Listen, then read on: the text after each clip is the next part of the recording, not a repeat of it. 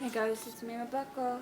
So this will be the start of another weekly vlog, and it's been a couple weeks since I have vlogged with my February wrap up going up. In effect, I did film a vlog, the same way I gave from that video. So yeah, but I did finish Inkblood since Sister Scribe, and I very much enjoyed it. I gave it 4 stars, and since then I have been making my way through Jade Legacy by Fonda Lee, and I'm on page 430. And I'm not gonna even put the paperback. I don't want to hold it up because it is quite heavy. Like it's 713 pages, and it's quite heavy, basically. And with material, you can imagine. But this is the third book in the Green Bone Saga. The first book was Jade City. And with Jade City, I'm just gonna give the synopsis for that one, as that is the first book and this is the third book. So, and it's not a series where you can jump into one of the books in this series. So, but with Jade Legacy, we follow these clans who they have the ability to use jade, to wear jade, to enhance their abilities. And with that first book, we are following like these individuals of one clan, what is it? The No Peak clan, oh my word. And they try and figure out who might have they handled the death of someone of high importance in the clan. And there's that, and the second book follows on that, and the third book so far follows off the second book.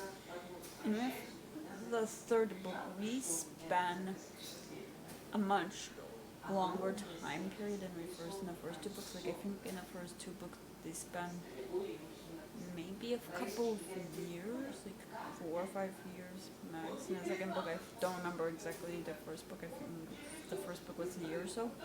So far with this third book, we've spent over 20 years, and we've seen how these characters, they've gone through a lot. All of the clans in Keaton, which is the country they're located in. Janun is a major city in this country, and where two of the major clans of the country war. And we see how they deal with outsiders who are trying to disintegrate the clans and get rid of them. And you see how the two rivaling clans, how they have to put aside this clan war to stop this third entity. Like they have to work together on ambushes as well as the police. So that's all very much interesting to me as well. I like seeing with the new generation how it seems like they are also drifting away from the traditions and that the previous generation holds so dearly. How the older generation, which is Shay and Halo and those characters, how they are still stuck in the ways of the old generation, and they have to now embrace the new changes and the new way of things in this new generation with this changing technology and the ways of media and whatnot, and also with how they're raising their kids in that sense, like as we see with Lance, and Lance was a character in the first book, and Hilo and Shay are siblings. How his son, who Hilo has raised as his own son, Hilo has raised his nephew. How he feels like he doesn't have a choice because of who his father was, which was the pillar of No Peak, and Pillar is essentially like the leader of No Peak. How it's almost like it is, he doesn't have a choice. Like he has to be the pillar. Like as he is the oldest son in the whole family, and really the only son who is able to use Jade, because Nico has a brother who is, I think it's called a Stone Eye, he's unable to use Jade, and with sexism, however, not sexism, my apologies, misogyny within the clans, it's not very like high favor for a woman to roll, even though there's already a woman leader, but and Nico felt like he just didn't have a choice in that this episode affected him, and here we see that, which is also quite interesting, and and how things have really shifted since the first book to now, and yeah, and I would have to say, like, it seems like with the older generation, they are trying to not make the same mistakes in raising their children, and then the same mistakes that their parents made in raising them, in that sense. Like, they want be more accepting of their children and how they are. Like, it's like they're trying to prevent, I guess, what's essentially generation trauma to be passed on to their children, and for their children to be raised the same way that they were, and they're trying to accept how their children are, and not make mistakes or do things that will push their children away, that will allow a good relationship with their children. And that's something I really like seeing, is the of them is trying to accept how their children are. Their children are still human, and they're quite young. Like, Nico is like 20 something, and he feels lost in life. Like, he knows what is expected of him, but he feels like that's unfair for him to be asked to be told, this is your position in life, you don't get any other choice, when he sees like someone like his brother who has the choice of what he wants to study in university, and he's envious of him. So seeing that is also quite interesting. So yeah, seeing all of these changes, my word, like, we go for 20 years and a lot of shit has happened.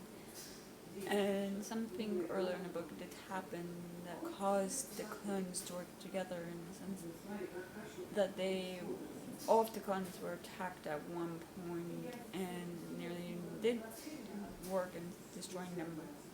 They're coming together to be stronger, and it seems like there's now this new plan to get them to be at war with one another. And I don't know, this is very much curious to see how this will go, but so far I'm very much enjoying my time. Like, I think I like how the previous book was very heavily focused on the political aspects of things. I like how this one's quite familial, if that makes sense. Like, how families does play a huge role in this, and yeah, and I think how, and also seeing like how the older generation is trying to accept the changes in the newer generation, and accept the fact that things will never be how they're used to, how things will constantly shift, and ideas will constantly shift, and people will shift and change. Like, I guess it's this embracing this change that I'm also liking. So yeah, I think that's all for now. I might do some more reading, but I'll see you when I see you. So it's the next day, and I've just done some work and whatnot, and I have done quite a bit of reading of Jade Legacy, and I'm on page 500, and I do have to say I'm very much enjoying this.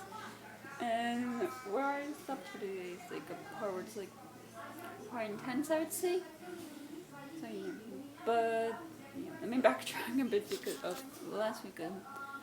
One of the main characters of this series, a character named Maktar, I don't remember how to say.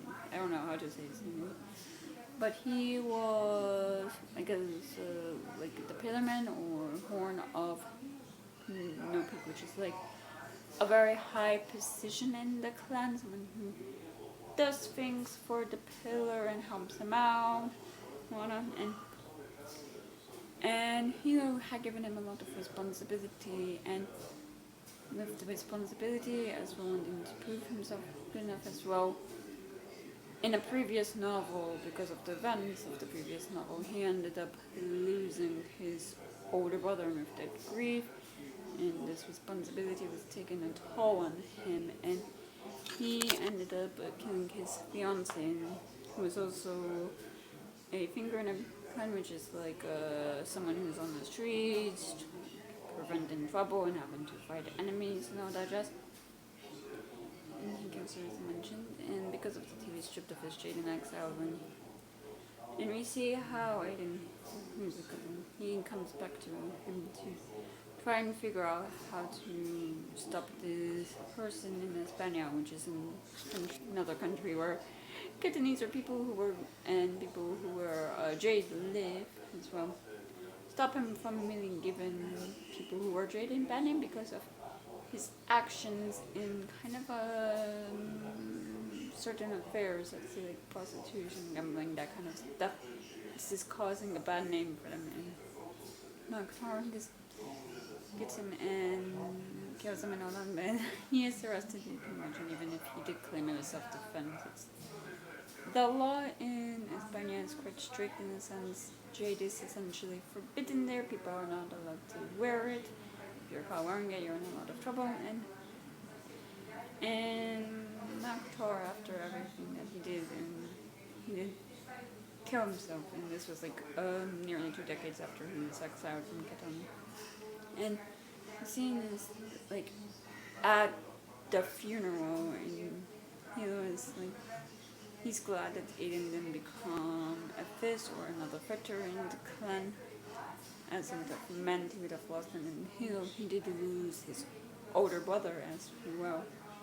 2 people he considered to be his brothers, and they were his brother-in-laws, as Tar was the brother of his wife. And so Aiden really the only one he has left, and that was him as broke my heart. And yeah, and we see how Nico, like, he got what he wanted. He finally got this sense of freedom. Like, yes, he still has to take orders and whatnot, but because of where he is, like, they don't treat him differently. Like, no one knows who his family. I mean, there are people who still know who his family are, but they're like in the minority in the sense like of the number of people there. So people just treat him like everyone else, and he blends in. Like it's this normalcy that he craved, and he's thriving there. But also, we see like how he is used to having people to back him up and respect him, and when something goes away in an operation he takes him out to remember that he's in a different place, and he's still so used to it, so he has to accept this change or get used to this change, which is something I do think fascinating. So yeah, and the thing that was just quite intense is that one who is the wife of the pillar now, the pillar man, Shay, who is the weatherman, and the weatherman is the person who really deals with the, I guess, finances and all the paper and that kind of paperwork, like building up the clan's like profit and resources and whatnot. They're in another country called Shortar, which is a country with a lot of dangerous people of Babarkans, which are like gangs who have access to Jade and whatnot, and they're upset because Shay had established a headquarters there, and as well using people from that country as rats to rat out like the people in Kitan who might be doing like claimless future movement, which are the people who are trying to take down the clans, and they out in them.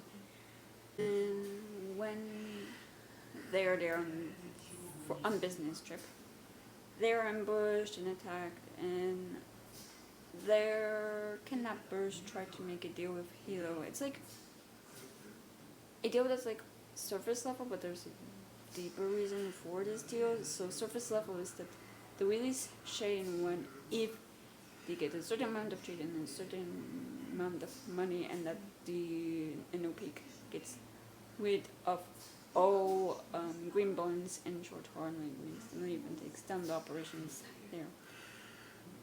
The deeper part of that, however, is that by having the green bones of Nopik leave short horn, they're able to get all information they want from Shay out of her, like who is a what, which is the what's like the people who get that information that Nopik and the mountain need, and as well like any other resources they're able to get out of her, and they torture her and another character by having them exposed to a large amount of jade, which can cause a lot of problems. So I think it can, from what I understand, overstimulate someone's senses and essentially kill them if they are like in this state of over oh my god, if they're in the state of over sensation or whatever I'm trying to say. But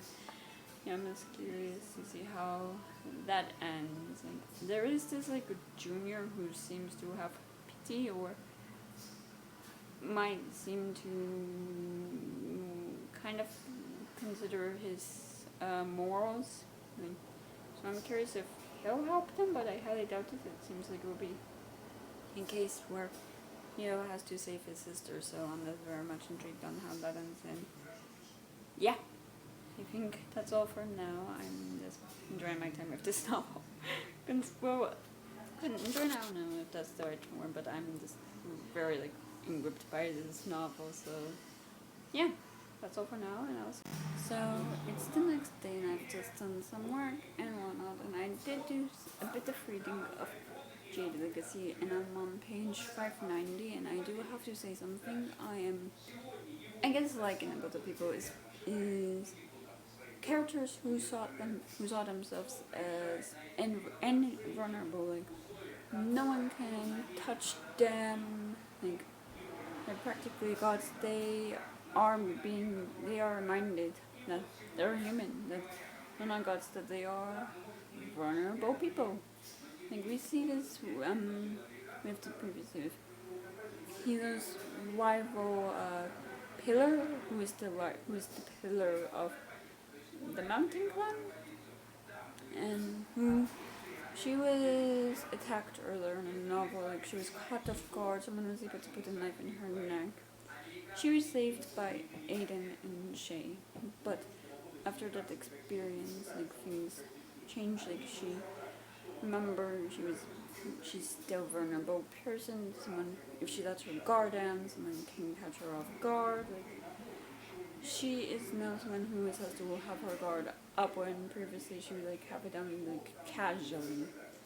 And she just hide this wound, like hide the sign of weakness, this moment of vulnerability. And that's something I really like, and I'm bringing that up now because we see how Shay is vulnerable, that when she goes through this jade exposure and then is given the drug to come back dead, like when she goes through this torture several times, she wants it to stop and she's willing to do anything to have it stop, even give her captors what they want, which are the names of the white rats and they want the information to use to give to and gain their part of being who has more power than them, who they're kind of lower than.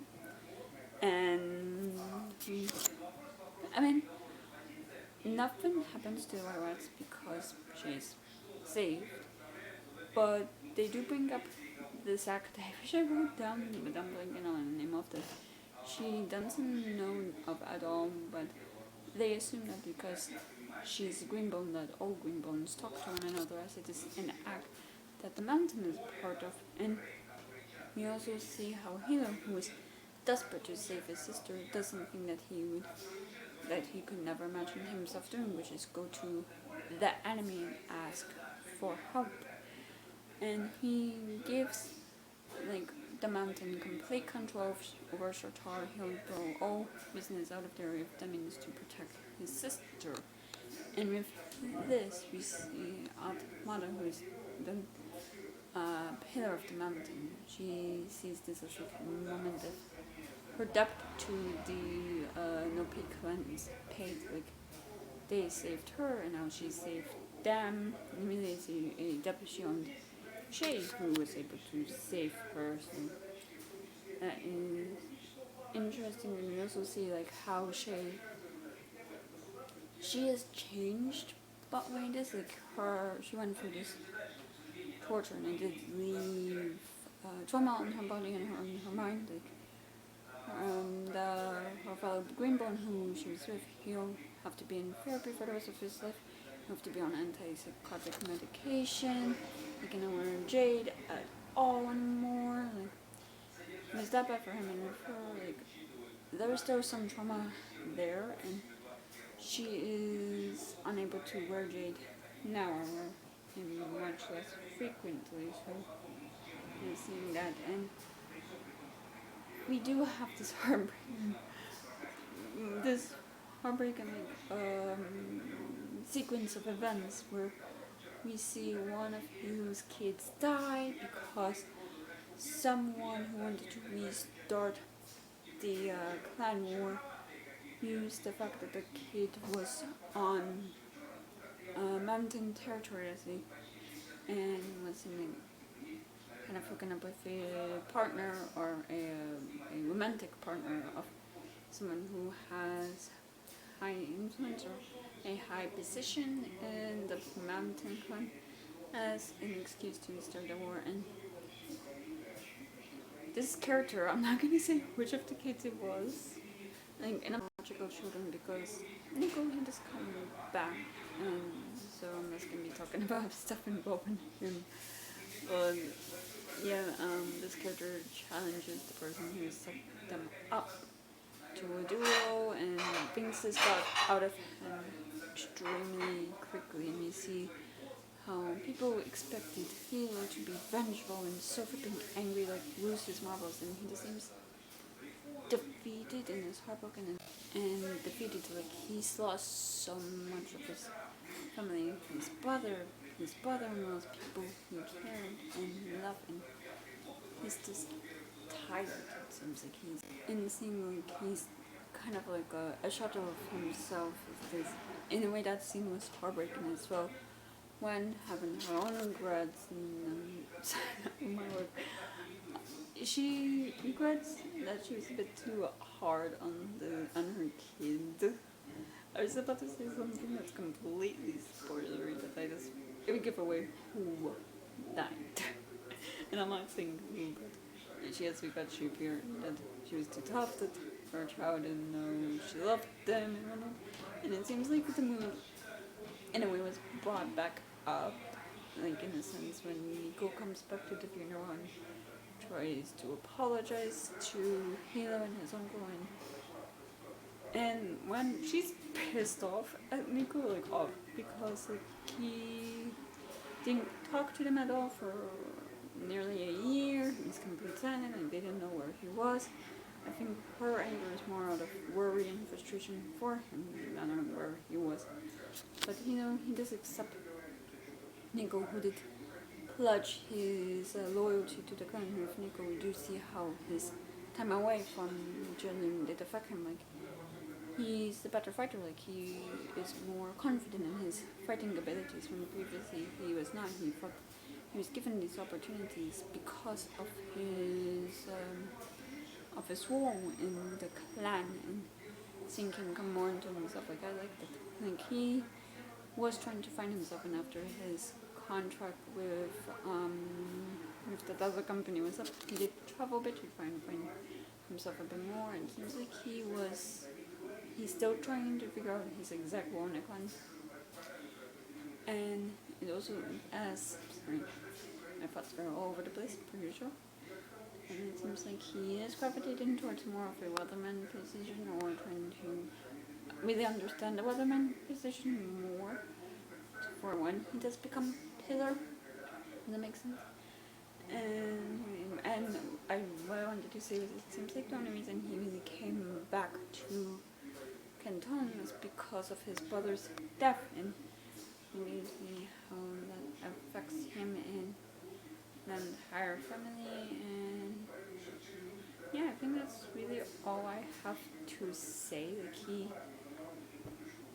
they are still trying to find the person responsible for the bombing earlier in the novel, and they did find him and get information, but they also found Beryl, who offered her information. And when Nico talks to Beryl, he wants to die. Like, he is depressed. He thought this way. He's tired of being a nobody. Like, he is an alcoholic living on social welfare. That's how he is now. And he tells Nico, he's the one who killed his father and whatnot.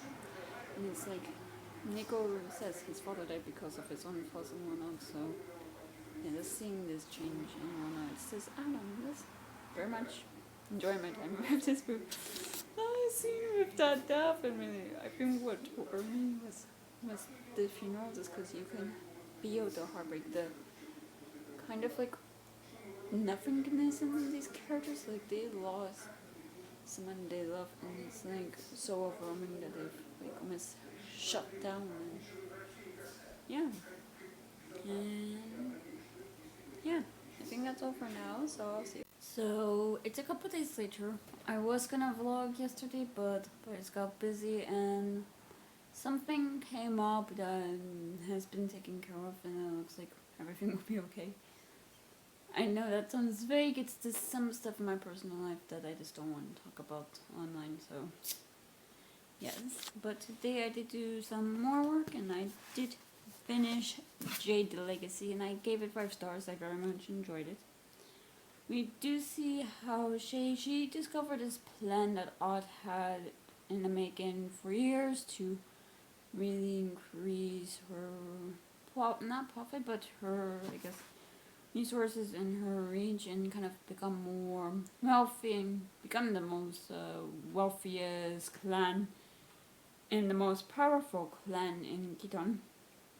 And the others in the clan, they use their positions, their goals and skills to stop, and they're successful. And I do like how they do utilize the press to control the narrative. They want to spread like wide the pillar of a small clan, and it's like 6 something clan, I'm blanking on the name specifically, but the pillar became pillar because he was told of this, I guess, thing his uncle was gonna do. His uncle was the previous pillar, and they were kind of in alliance with the Mountain Clan, and the uncle was gonna switch alliances to the No Peak Clan, and this guy, he sold out his uncle to the Mountain and got his uncle killed, and that's how he became pillar. And it's just because of his actions, it's caused this like a bit of a civil war in a small town. This took place, and it's just been something in the back of the mind of No Peak, but yeah. And and really, they also use the press to kind of change the public perception of Odd and her goals, or like they reveal what her goals were, and they also were able to turn Odd's previous alliances against her, which also ends up with members of her own clan and really the public going against her. So No Peak was able to turn the public and people in the clan like towards them in their favor, like just by saying stuff to the press in a way that I guess control the narrative, which I do enjoy seeing. Like they also like what the news has done. They also show what the news has done to portray like the guards who wear Jade open fire on those who don't wear Jade, and when it's done anything of a company. Then there's this one company that was mining for jade pebbles in the water, and there was this protest in the land that was being affected by this mining, how it was destroying the land itself, and this company hired this like a company that provides guards really to them, and the company was like bought by that original company.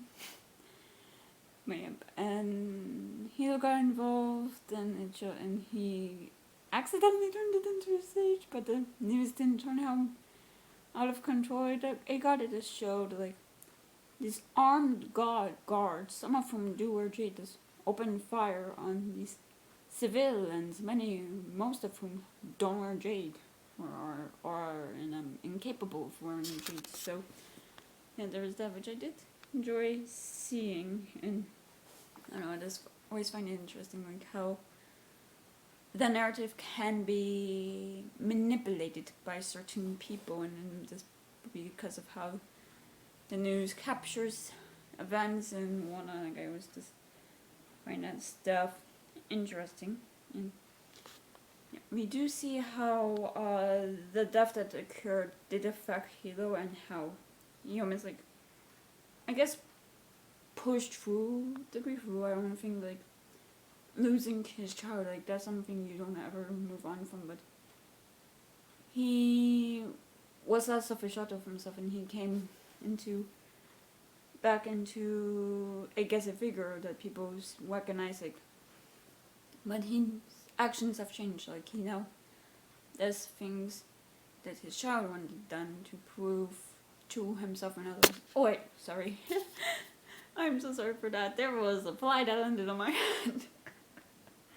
But it's just to prove to others and to, I guess, himself that he did love his child a lot. And I do like there's this part with Aiden where he is a doctor and while he has saved life, his actions have also cost lives, like by taking a life in burning of this person in Hispania who is causing trouble for, and really the reputation of other green bones living in Hispania. He also caused Mac to take his own life. Anyway, I think that death led to the death of another person, even if it was indirectly. So seeing how this, and as well as other events that have ended up in deaths, and I think it's almost like a contradiction, and he's very much aware of this contradiction, and it's like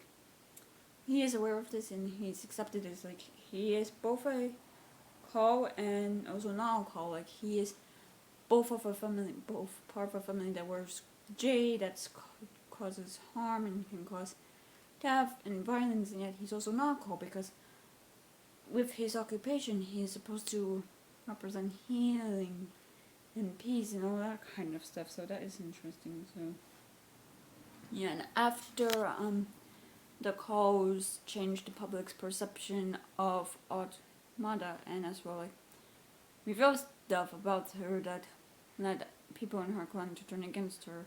She goes talk to her, and that discussion ends with Autumnada finally accepting the fact that her reign is over, that she'll step down as pillar of the clan, put her nephew on the throne and all of that. And one of the first things Otto, who is the nephew, does is call for this friendship, this peace between the Mountain Clan and No Peak to end this feud. It's been going on for almost 3 decades, and they accept to have this meeting where they'll discuss the terms of this friendship and kind of like sign off on a friendship.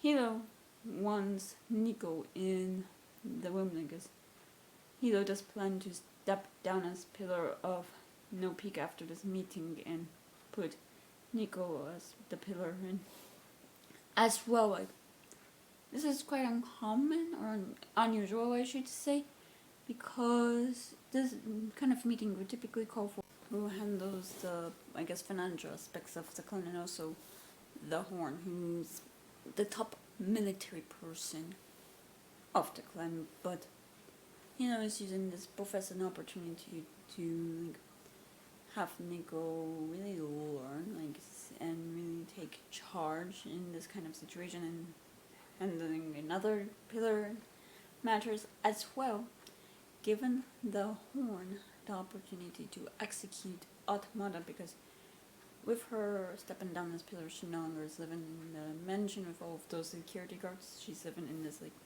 townhouse, I believe, and so she still has guards, but not so heavily guarded as. But during the meeting, when they tried to execute her, well, turns out that house was a flipping tunnel. So yeah.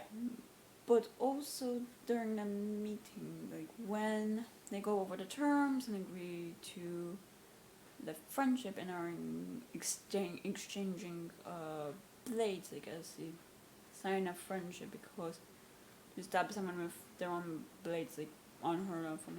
And while during the exchanging of the blades, these priests who are typically in the room to really make sure everything happens peacefully, no one kills each other, they are really there to, as a sign that God is watching them. They start shooting. Well, Hilo perceives that something's off, and he pulls out his handgun, and that's when they pull up their handguns. And they weren't really priests; they were assassins hired by Automata to kill everyone in the room to prevent treaty, this friendship from happening, and as well to ensure that she's the most powerful woman, really the only leader of the Green Bones in the country, ending the reign of no peak and when I'm having and taking that and also regaining the throne because she told the assassins to kill Otto, her nephew, first. And he was able to, with his actions, to prevent the majority of deaths in the room. Yeah, I mean, the only people who were killed was Otto's cousin, who he had named Horn, and also he was gravely injured, and unfortunately he died. And that scene was when they get back to that house because he refused to die in the hospital, and Aiden did try to, I guess, not save him, but kind of give him a couple extra hours to say his goodbyes and whatnot. They all knew, and he almost was at peace with the fact he was gonna die. It's like he's accepted his time has come, and it was almost like he was looking forward to it, like to be reunited with his brother and his son, because he actually asked Jade if she wanted to say something to Lan, was the brother, and also he did say that he was looking forward to reuniting with Rouge, reuniting with his child. It's like he was at peace with it. So still, that was still extremely heartbreaking when we see how Nico becomes the pillar, and even in his own grief he still takes on the responsibility and we also see, I guess the start of this new generation taking over, how the previous generation, they had to deal with all of this violence, and now the new generation, they have the sense of peace even though everything is changing, because of Amado's actions, and because there are some in the mountain who are still extremely loyal to her. It's just caused a lot of issues in the clan, people breaking off and whatnot. So the mountain clan is almost crumbling, which unfortunately we don't see that coming, but still no peak, is on top, they're the most powerful clan. And the new generation, they do have issues to fill. And we do see the fate of Automata, how instead of being executed, she is exiled to a place where Jade isn't allowed. It is a peace treaty or something, I'm not entirely sure, but yeah, things are changing. And there was something in how Aiden described grief after Hilo died. I just liked how this was phrased. It's on page 699 in the quotes. The mind cannot adjust quickly to a fundamental change in reality without breaking. If the moon vanished from the sky, people would not believe it. They would think it was a trick of light and clouds. Aiden felt it would be a long time before he accepted the truth. And it's I guess that's the best way to describe the stage of denial people go through when we lose someone as dearly to us as Aiden was due to his cousin. So yeah, overall I did enjoy this novel. I would say initially I wasn't really happy with the fact we didn't get an ending to Beryl, but because Beryl in a way was this antagonistic character who, after his conversation with Nico, we just didn't see anymore. so I was kind of unsatisfied with the fact we didn't see something, but thinking about it, I guess that's the point. Like, he, in the end, this insignificant person who, yes, caused a lot of issues with the clans, but in the end he was just a pawn for everyone, and a pawn in people's play points. So overall I enjoyed it and I gave it 5 stars. And the next book I'm planning to jump into, I feel like it's a bit of a turn from Jade Legacy. I'm planning to read Jane Eyre next, so we shall see. Like, I'm almost tempted to end the vlog here and start a whole new vlog that's dedicated to this classic. I'm not gonna do that because I feel like the majority of my reading next week, I mean, it's quite short novel, but still will be focused on this one, so I'm just gonna title reading Jane Eyre, so yep. But yeah, that's all for now. Sorry for this chaotic update. Like, it might have been a few minutes for you. This update's been taking me like over 40 minutes because of constant interruptions, so yeah. But yeah.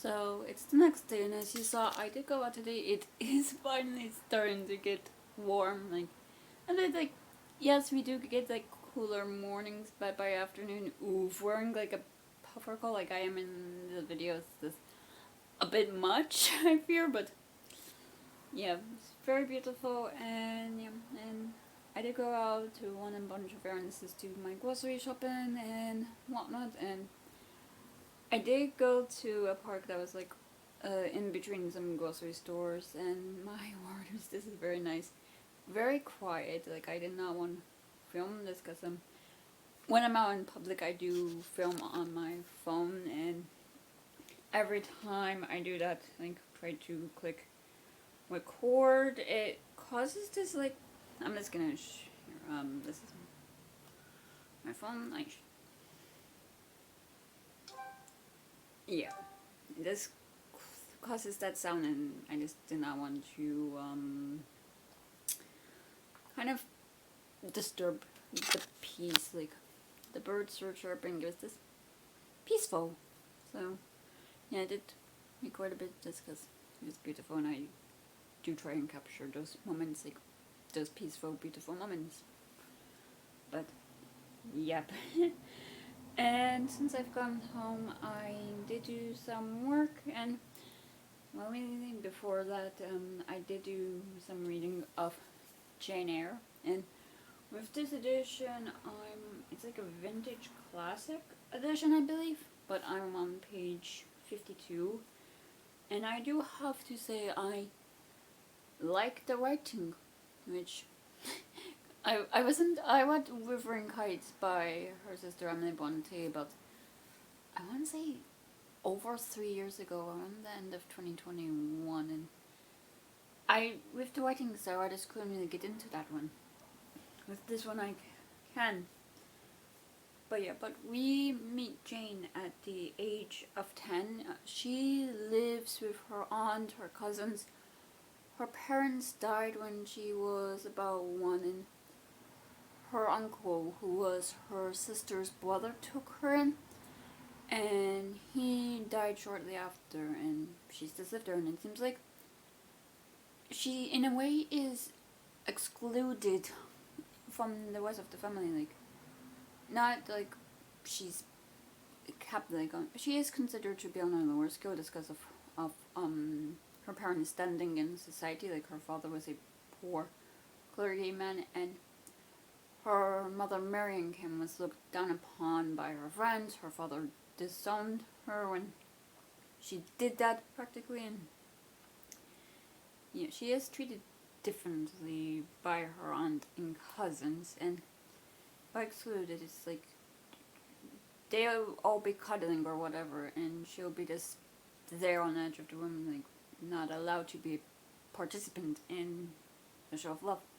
Like she'll hide herself to like read or whatever, and she, even through her cousins, like she describes them as spoiled, privileged people, like who do horrible things, and yet they are never really punished because their mother dotes on them. Like she's like, "Oh, you perfect little angels, you darling."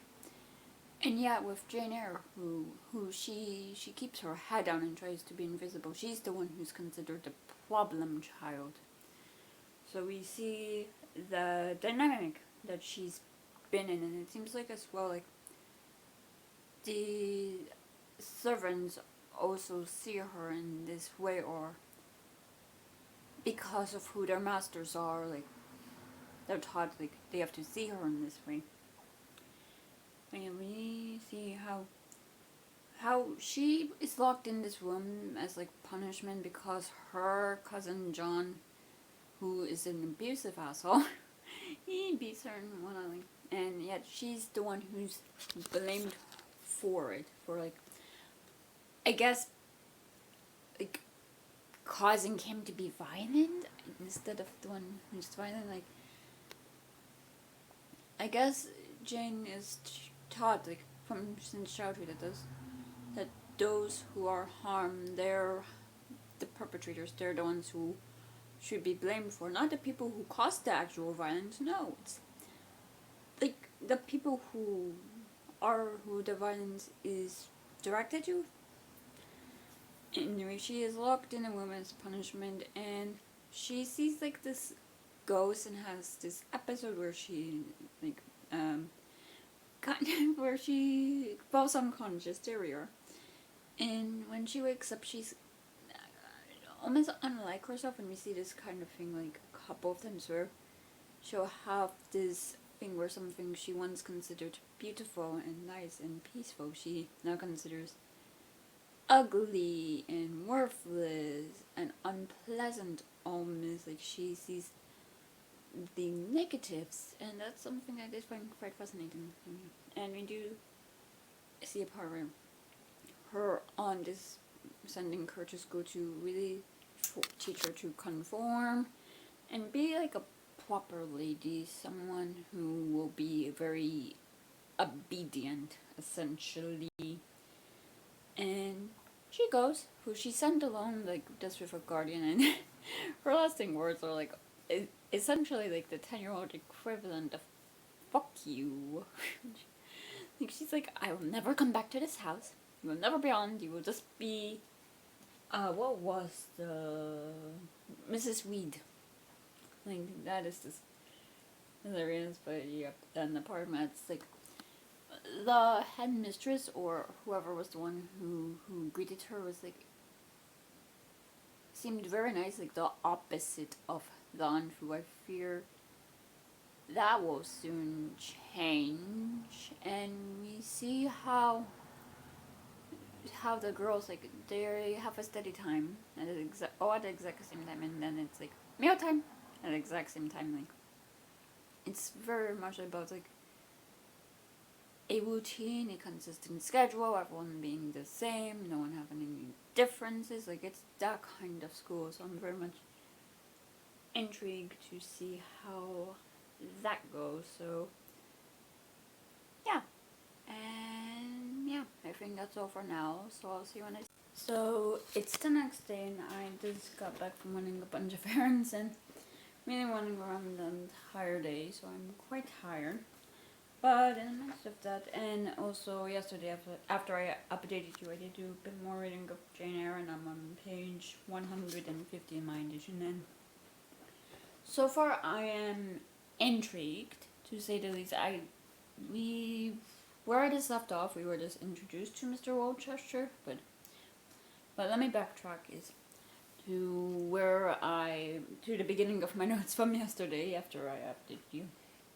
Which is that we do see, like, I guess the conformity of in with these girls in the sense like they all do the same thing at the same time, like don't like they get up at the same time they sit down, at the same time they go to their lessons, they eat their meals, like even like in their dress they look the same, and even in the style of their hair they're just supposed to look the same, like plain hair, nothing like to make them stand out. And really I guess the only difference is the kind of lessons they have, and also they have a moment like after breakfast, like maybe half an hour just to speak freely. And it also seems like the teachers are not a fan of Mr. Bucklehurst, who is the person Mrs. Reed spoke to about sending Jane to the school. He, we learn later, is the treasurer of the school, and later on we also see him again at the school. How he wants the teachers to have the girls conform. He wants them like he allows only certain things, just as like have their clothes washed only once a week, or kind of not spoil them with their food. Like the teachers like gave them butter and not but bread and cheese, there we are, because the oatmeal for breakfast was burned and just didn't taste nice, and they felt bad. So, and he wasn't a fan of that. He's so determined for these girls to conform and look the same that he tells the teachers that a girl who has natural curly hair must have her hair cut off because it makes her stand out, and a girl who happens to have braids also has to have them cut off. And he also, Jane, she tries to make herself invisible during this, but she ends up dropping something, and he like singles her out, has her punished, and tells the other girls like to stay away from her and whatnot. And it's only later that the like superintendent of the school, the headmistress, I guess, house, learns about the facts, learns about how Mrs. Reed treated Jane as well.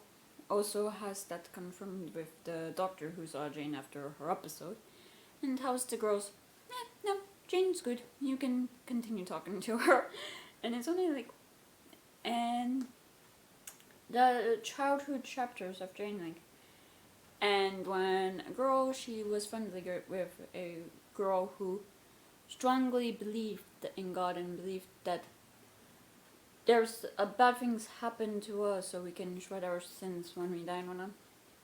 The girl who was also a big fan of, she dies due to an illness she had, and we learn actually that Mr.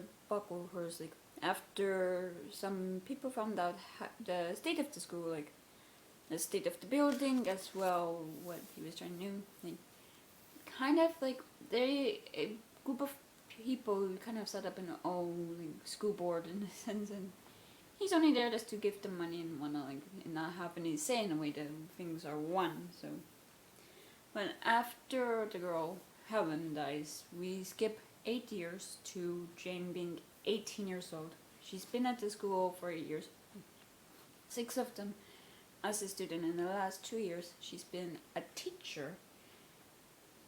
And we see like teachers who had an influence on her, and teachers like that were the reason she stayed, have left due to marriage and whatnot, and she is ready to leave. Like, and also we do learn that she and her relatives, they cut off each other. Like, she hasn't been back to see them, they haven't visited her, they haven't written to her, so in a way she's also unaware of the outside world. Like, the schools, oh, she's really known, and maybe the gossip in town she might have overheard is all she knows, but yeah, but we see that she does long for liberty, and is told by an angel that visits her that the only way to get it is to put an advertisement in a newspaper, like advertising her skills, the fact she can teach a bunch of lessons like drawing and French and whatnot. And she does that. And she gets a reply, only one reply, to be the governess to this girl in a town called Milcott in a house called Thornfield, and she sends in all papers that the person asked and gets accepted for the position. And on her way there, she's expecting this lady whose name I need to write down, Mrs. Fairfax, who she assumes to be the mother of the child, to be a very strict and uptight lady. And when she gets there, she sees the exact opposite, and also learns that Mrs. Fairfax isn't the owner of the house at all. She's like the housekeeper, and that the house belongs to the Worcester family. And the girl Jane will be tutoring is a girl who Mr. Rochester brought over from France after the girl's mother died, and she is his ward. And Mr. Rochester, he doesn't visit often. It seems like he just left this girl to be taken care of by a housekeeper, her nurse, and now Jane and live somewhere else, from what we understand, which is quite particular food. I would say I am curious if there is a familial connection there, but I don't really think so. But yeah, and Jane, when she's following the housekeeper around, to that, she hears laughter, and initially she seems like some ghostly activity, which is quite far-fetched, but no, it's just a couple of servants who were just having a bit of much fun.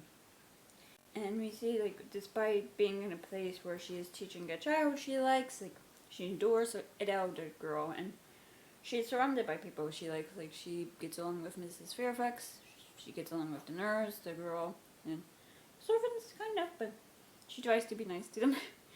Jane, she still craves more, especially the acquaintance of someone, a certain type of acquaintance, and from the description it seems like she desires a relationship, but yeah.